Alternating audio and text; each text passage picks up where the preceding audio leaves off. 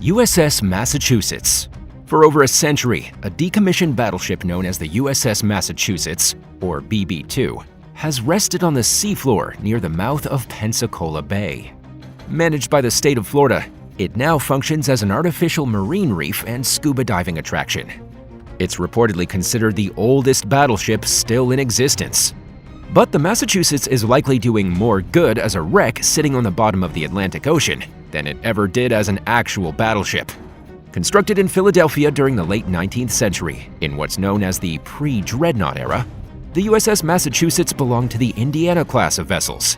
It was the second ship in the United States Navy to rival foreign battleships of that time, and it was built as part of a naval modernization initiative, alongside her sister ships, the USS Indiana and the USS Oregon.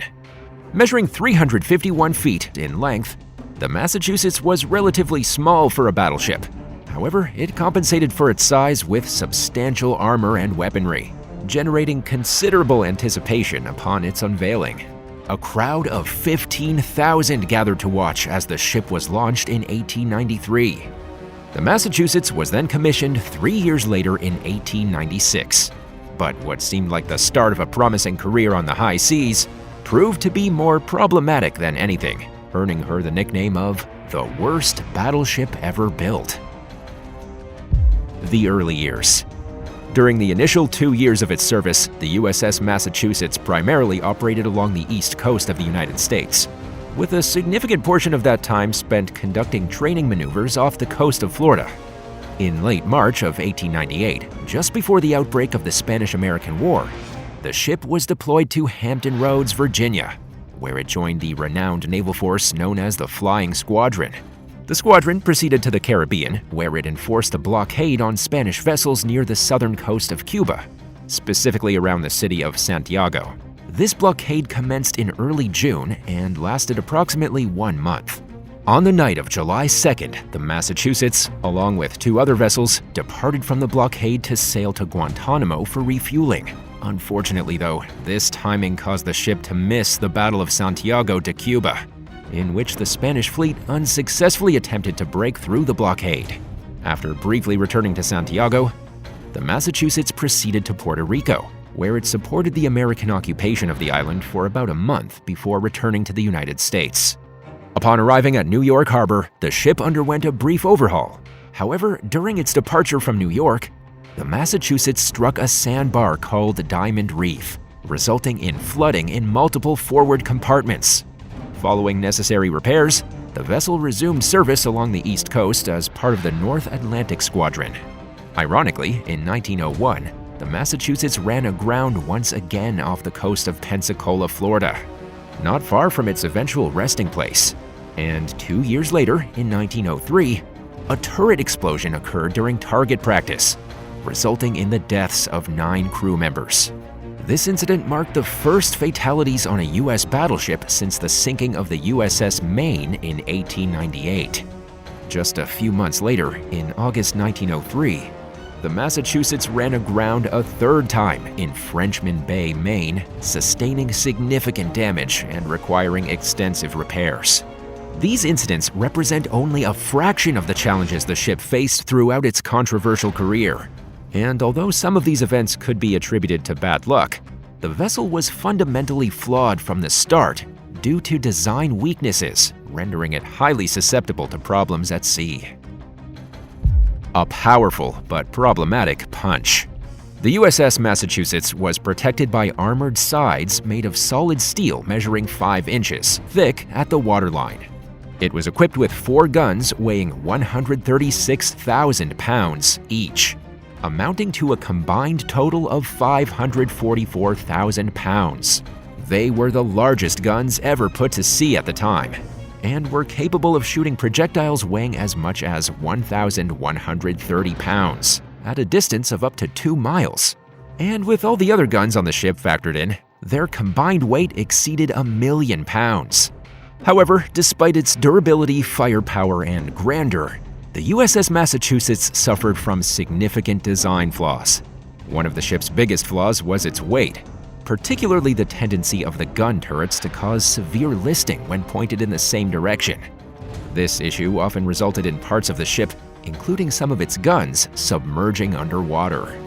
In addition to the guns being woefully overweight, they required hundreds of thousands of pounds of ammunition, further adding to the ship's already substantial weight. The Massachusetts' massive coal-fired engines were fueled by 1 million pounds of coal, and the weight of the 475-man crew and their supplies also added to the problem. Weight wasn't the vessel's only problem, though. Its solid steel armor was placed too low, which meant that it failed to protect most of the ship. And below the waterline, the hull was entirely unarmored, making it extremely vulnerable to collisions and enemy fire. Whose fault was it? Some naval historians attribute the flaws of the USS Massachusetts to the designers attempting to incorporate too much weight and too many guns on a vessel that couldn't adequately support them. However, journalist Ben Raines of AL.com suggests that the ship's flaws were the result of a political compromise. In 1890, several years prior to the construction of the Massachusetts, the Secretary of the Navy requested approximately $300 million from Congress, equivalent to about $6 billion in modern funds, to build a fleet of 35 battleships and 167 smaller vessels. But Congress responded with a firm no, driven by various reasons.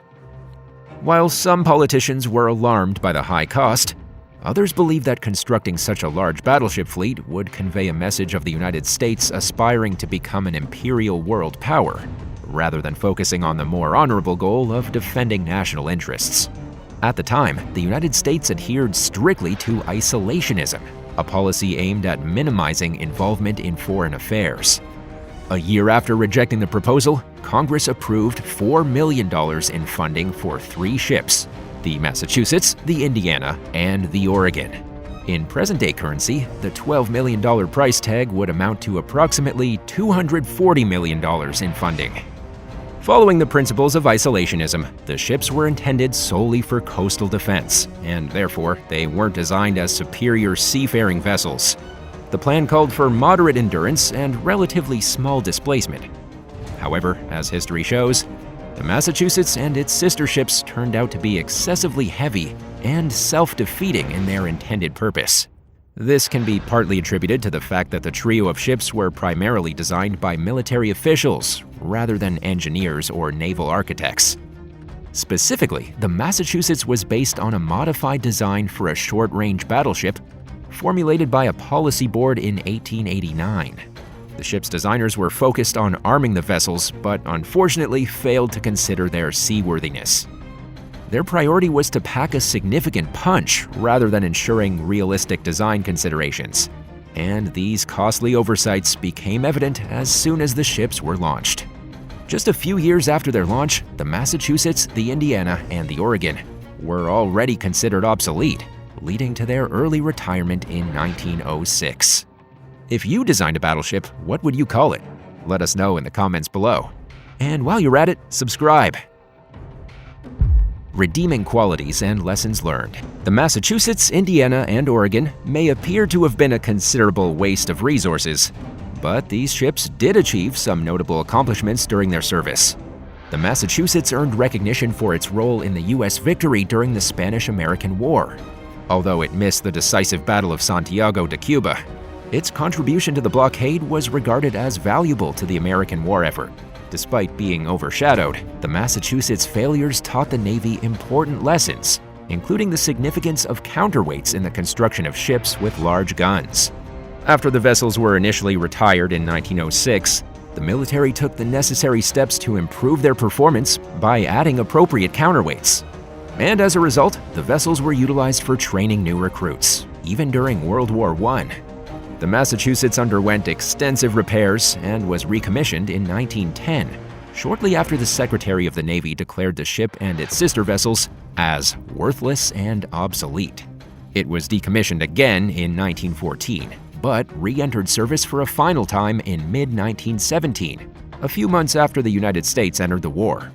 From June 1917 to May 1918, the Naval Reserve employed the Massachusetts for gunnery training in Block Island Sound, along the American East Coast.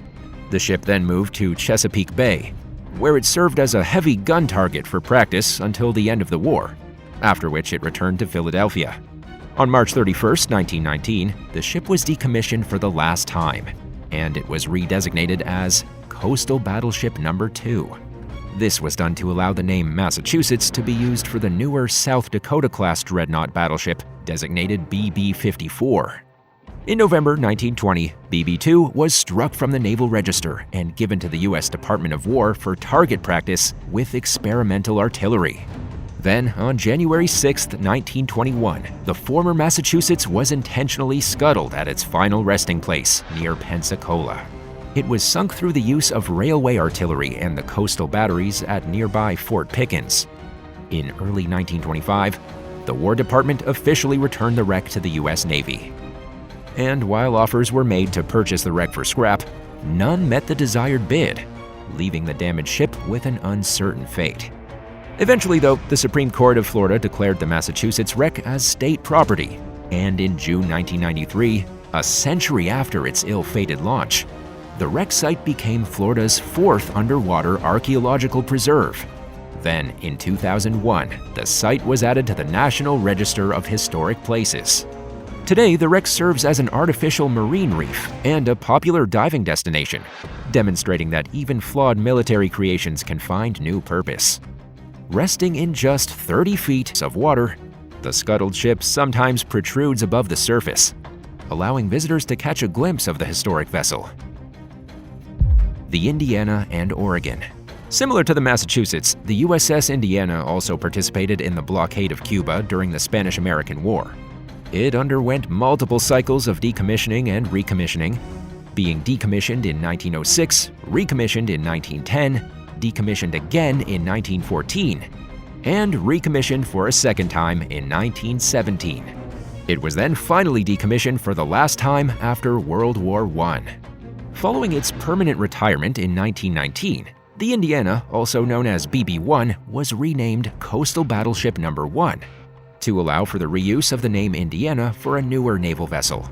In early 1919, it was towed to the shallow waters of the Chesapeake Bay, where it was utilized for naval aerial bombing tests, which involved weapons experiments and target practice.